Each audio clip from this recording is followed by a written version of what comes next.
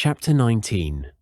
The Descent into Darkness. The entrance to the catacombs lay hidden beneath a modest chapel in the Quartier Latin. Its stone steps worn smooth by centuries of pilgrims seeking communion with the sacred dead. But as Marie-Claire descended into the ancient darkness with Josephine at her side and thousands of faithful following behind, she could feel that something fundamental had changed in these holy depths.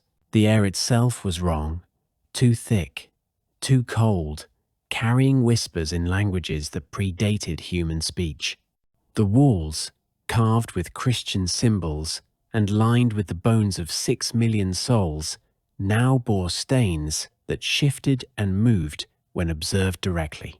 And underlying everything was a sound that seemed to emanate from the very stones, a low, rhythmic chanting that spoke of hunger older than worlds. "He has been busy," Marie-Claire observed quietly, her stigmata blazing brighter with each step they descended. "The Emperor has not just claimed these catacombs as his ritual site, he has transformed them into something else entirely."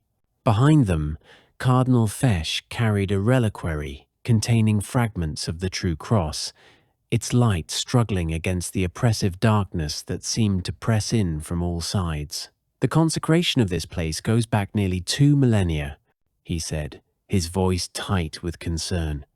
"For it to be corrupted this quickly, this thoroughly, the power he has accessed must be immense." They reached the first level of the catacombs, where Christian burials from the earliest centuries lay in neat rows along the walls. But the bones no longer rested peacefully. They stirred in their niches as the faithful passed, and some bore markings that glowed with the same malevolent light that characterized the shadow touched above ground. "The dead, remember," General Junot said grimly, his battle-scarred face pale in the unnatural light. "He has awakened not just the recently corrupted, but the ancient dead themselves. They serve as amplifiers for his working, their accumulated spiritual essence feeding power to his ritual." Brother Francois raised his reliquary of Saint-Denis, and immediately the stirring bones settled back into peaceful rest, but only temporarily. As soon as they passed, the unholy animation resumed, as if the darkness pressing in around them was too strong to be permanently dispelled. "How much deeper?" Josephine asked, the ancient crucifix in her hands, providing a small circle of clean light in the corrupted darkness. Marie-Claire paused at a junction where several passages branched off into the depths, tilting her head as if listening to voices only she could hear. 3 more levels. The Emperor has chosen the deepest chamber, where the oldest burials lie. Christians who died in the arena, martyrs whose faith was tested by fire and sword. Their accumulated spiritual essence makes the perfect foundation for a ritual of this magnitude. As they descended to the second level, the signs of corruption grew more pronounced. The carved crosses on the walls had been defaced with symbols that hurt the eyes to look at directly. Holy water fonts had been filled with liquid that seemed to absorb light rather than reflect it. And everywhere, the whispered chanting grew louder, more insistent. "Can you understand what they're saying?" Cardinal Fesch asked, though his expression suggested he wasn't sure he wanted to know. Marie-Claire's face was grim as she translated the alien syllables. "They speak of doors opening, of barriers falling, of the great hunger finally being fed. The void between stars has been patient for eons, but it grows tired of waiting. Tonight, it means to feast on the accumulated spiritual essence of 6 million souls." On the third level, they encountered their first direct opposition. Shadow constructs materialized from the darkness, the things that had once been human, but had been so completely consumed by corruption that only the hunger remained. They moved with inhuman speed and coordination, their empty eyes reflecting the malevolent light that seemed to emanate from the very walls. but the 51 purifiers were ready. Moving with the same supernatural coordination they had displayed in the square above ground, they formed a protective circle around Marie Claire and Josephine, their combined scars creating a mandala of light that held the creatures at bay. "Do not destroy them," Marie Claire called out as Brother Francois raised his reliquary like a weapon. "They are victims as much as threats. Their corruption can still be transformed if we succeed tonight." "And if we fail?" General Junot asked, his blessed sword drawn but held defensively. "If we fail," Marie Claire replied quietly, "it will not matter what becomes of them or us. The void will consume everything, and these individual sufferings will be lost in cosmic devastation."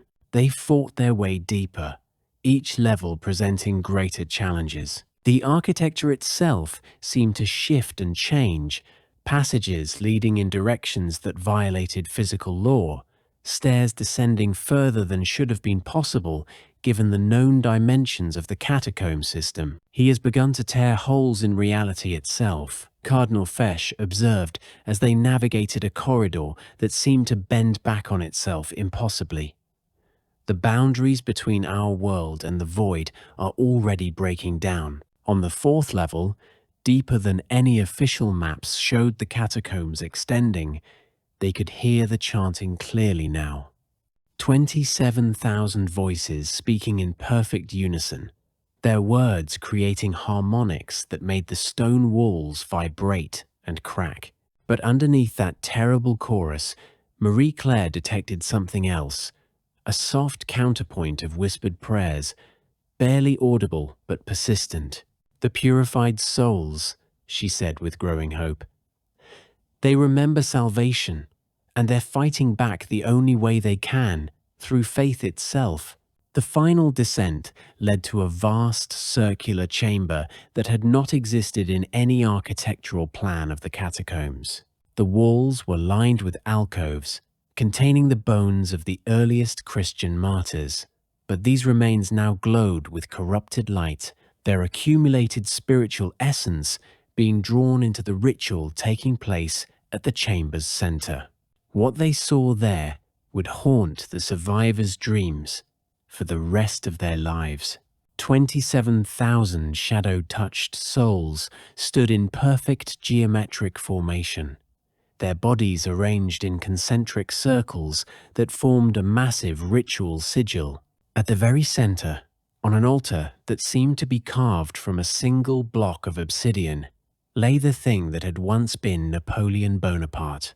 But the emperor's transformation was now complete. His human form had become a conduit for something vast and alien, his flesh rippling with patterns that followed no earthly geometry. Multiple voices spoke through his throat, harmonizing in ways that made reality itself seem unstable. And his eyes held depths that spoke of communion with hunger older than worlds. "Ah, my beloved wife," the thing that had been Napoleon said, its multiple voices creating harmonics that shattered bones in their alcoves. And her saintly companion, how predictable. "You have come to save me, to save them all, to somehow transform this great working into an instrument of redemption." Marie Claire stepped forward, her stigmata now blazing so brightly that they seemed to contain fragments of stars themselves.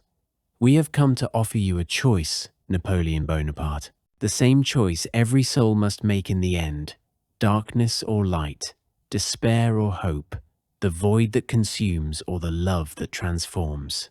The corrupted emperor laughed, and his laughter was the sound of reality breaking. Choice? What choice is there when faced with infinity itself? "I have seen beyond the veil of mortality, communed with powers that existed before your precious God spoke light into being. What can your small human love offer compared to the vast hunger that calls to me?" "Everything," Josephine said simply, stepping forward with the ancient crucifix blazing in her hands. It can offer you everything you have lost in your pursuit of power, your humanity, your capacity for genuine feeling, your ability to love something more than your own ambitions. For a moment, just a moment, something flickered in the thing's eyes. A spark of recognition, of genuine emotion, of the man Napoleon had once been. But then, the darkness reasserted itself, and when it spoke again, its voice was the sound of cosmic hunger given form. "Too late," it hissed, gesturing to the 27,000 souls arrayed around them. "The working has already begun. Their accumulated spiritual essence flows into me even now, and through me into the void that spawns all shadow. In moments, the barriers between worlds will fall, and everything you have tried to protect will be consumed." Marie Claire felt the truth of its words in her bones. The ritual was indeed reaching its climax, the geometric arrangement of suffering souls, creating a focusing effect that was already beginning to tear holes in reality itself. She could see through those holes into the void between stars, an infinite emptiness filled with hunger so vast it made her soul shrink in terror. But she could also see something else, the tiny sparks of remembered light in the eyes of the 27,000, their whispered prayers creating a counter-rhythm to the ritual's dark harmonics. "You are wrong about one thing," she said, beginning to walk toward the center of the chamber. "You assume their suffering feeds your working, but suffering that remembers salvation is not the same as suffering that embraces despair. They may be here in body, but their souls have already made a different choice." As she moved through the concentric circles of shadow-touched souls, something extraordinary began to happen. Where her feet touched the ground, flowers of light bloomed in the stone itself. Where her voice reached them, the controlled souls began to weep, not tears of despair, but tears of recognition, of remembered hope. "What are you doing?" the corrupted emperor demanded, its multiple voices harmonizing in panic. "What I was born to do," Marie Claire replied, reaching the obsidian altar at the chamber's center. "What I was marked for, what I was prepared for through every moment of suffering in my life. I am offering myself as a substitute, my willing sacrifice in place of their unwilling corruption." She placed her scarred hands on the altar, and immediately the entire chamber was filled with light, so pure it seemed to reach beyond the physical realm itself. The void holes that had been opening began to close, their cosmic hunger unable to feed on willing love. But the cost was immediately apparent. Marie Claire screamed as the spiritual burden of 27,000 corrupted souls flowed into her, their accumulated darkness seeking to drown her individual light in an ocean of despair. "No!" Josephine cried, rushing forward. But instead of trying to stop the sacrifice, she placed her own hands on the altar beside Marie Claire's, sharing the burden through the power of perfect love. The effect was transformative. Instead of being overwhelmed by the darkness, the two women became a crucible in which corruption was transformed into something sacred.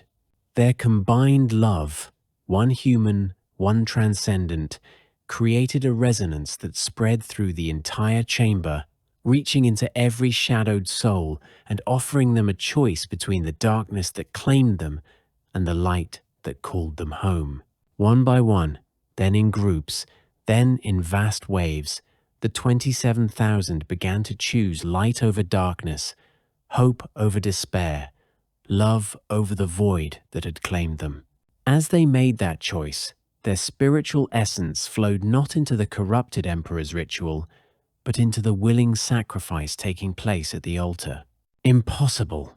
The thing that had been Napoleon roared, its form beginning to destabilize as the power it had been drawing upon was transformed from fuel for destruction into something else entirely. The mathematics of darkness are absolute. Entropy must increase, order must decay. But Marie Claire, even as her individual identity dissolved under the weight of 27,000 souls worth of transformed suffering, found the strength to answer. "You understand mathematics," she said, her voice now harmonizing with itself in ways that spoke of transcendent unity. "But you have never understood love. Love does not follow the laws of entropy. It creates order from chaos, meaning from randomness, light from darkness itself." The transformation reached its climax as the last of the shadow-touched souls made their choice for redemption.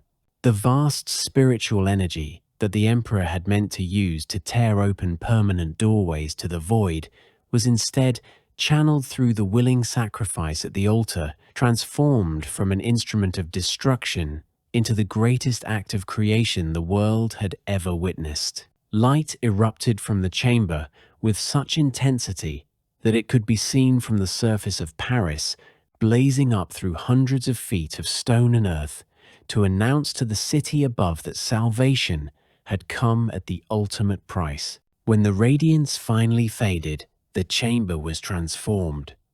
The obsidian altar had become white marble, carved with symbols that spoke of redemption rather than corruption.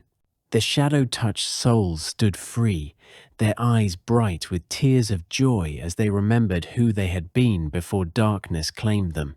And at the center of it all, where Marie Claire had made her ultimate sacrifice, stood something new in the history of creation. Not quite human, not quite angelic, but a bridge between the two realms. Her individual identity had been dissolved, but what remained was love itself made manifest, a living embodiment of the principle that willing sacrifice can transform any darkness into light. The thing that had been Napoleon lay collapsed beside the altar, its alien form rapidly dissolving as the power that had sustained it was cut off from its void source. But as the corruption fell away, what remained was recognizably human. A man in his 40s, his face marked by exhaustion and pain, but no longer bearing the inhuman characteristics that had marked his transformation. "Josephine," he whispered, his voice weak but recognizably his own. "Mon Dieu, what have I done? What have I become?" The Empress, herself, transformed by her participation in the cosmic sacrifice, but still recognizably human, knelt beside her husband with tears streaming down her face. "You have been lost," she said gently, "but now you are found. You have been in darkness, but now you can choose to walk in light." Around them, the 27,000 freed souls began to sing, not the terrible unison chanting they had been compelled to perform, but individual voices joining together in harmony, creating music that spoke of hope reborn, of suffering transformed, of love triumphant over even the deepest darkness. The battle for Napoleon's soul, and for the soul of Paris itself, was over. Light had conquered shadow, not through force or power, but through the ultimate expression of love, willing to sacrifice everything for the sake of the beloved. The age of miracles, it seemed, was not yet past. Epilogue.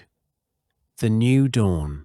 3 months after what the people of Paris would forever call the Night of Light, Cardinal Joseph Fesch stood in the Cathedral of Notre Dame, preparing to celebrate a Mass unlike any in the long history of the Church. The great cathedral had been cleansed and reconsecrated, its stones still bearing a faint luminescence from the supernatural events that had transformed the city. In the front pew sat Napoleon and Josephine Bonaparte, no longer emperor and empress, but simply a man and woman who had been through hell together and emerged on the other side. Napoleon's face bore lines that spoke of terrible knowledge, but his eyes held a peace that had been absent for years. Josephine's transformation was more subtle, but no less profound. She moved with a grace that suggested constant communion with realms beyond the physical. Throughout the cathedral, other survivors of that night bore their own marks of transcendence. The 51 purifiers, their scars now glowing with gentle radiance that spoke of darkness transformed, had become living saints whose very presence seemed to generate peace. The 27,000 souls freed from shadow corruption had formed the core of a spiritual renewal that was spreading throughout France and beyond. But it was the figure standing beside the altar that drew every eye in the cathedral, the being that had once been Marie-Claire Duret, the humble laundress whose ultimate sacrifice had saved not just Paris, but potentially all of creation. Her form was recognizably human, but subtly changed, as if she existed partially in this realm and partially in another. When she spoke, her voice carried harmonics that seemed to bypass the ears and speak directly to the soul. "My friends," she said, addressing the congregation with the authority of someone who had literally died and been reborn as something new, "we gather today not to mourn what was lost in our battle with darkness, but to celebrate what was found. We have learned that no soul is beyond redemption, no darkness too deep to be transformed by willing love, no sacrifice too great if it serves the cause of universal salvation." Cardinal Fesch raised the consecrated host, and as he did, every blessed object in the cathedral began to glow with sympathetic radiance. "In the body broken for us," he intoned, "in the blood shed for our redemption, we see the pattern that Marie-Claire followed to its ultimate conclusion, the willing acceptance of suffering for the sake of others, transformed through perfect love into the greatest power in creation." As the faithful came forward to receive communion, miracles, small and large, manifested throughout the cathedral. The lame walked, the blind saw, the broken-hearted found peace. But these were almost incidental to the greater miracle, the transformation of an entire city's understanding of what faith could accomplish when pushed to its absolute limits. After the service, Napoleon approached Cardinal Fesch with the humility of a man who had seen the ultimate consequences of his pride. "Your Eminence," he said quietly, "I know I can never undo the damage I caused, the souls I endangered, the darkness I unleashed. But if you will permit it, I would like to spend whatever years remain to me in service to something greater than my own ambitions." Cardinal Fesch placed a gentle hand on his nephew's shoulder, noting the way shadows now fled from Napoleon's presence, a sign that his redemption was genuine and complete. "The Church has always had room for repentant sinners," he replied, "and perhaps someone who has walked so deeply into darkness and returned to the light has unique qualifications to guide others who face similar struggles." Josephine joined them, her hand slipping naturally into her husband's with the unconscious ease of true partnership restored.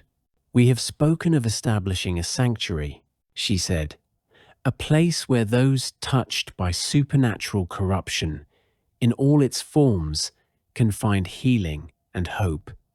There are other shadows in the world, other voids that hunger for human souls. Our experience in Paris may be needed elsewhere."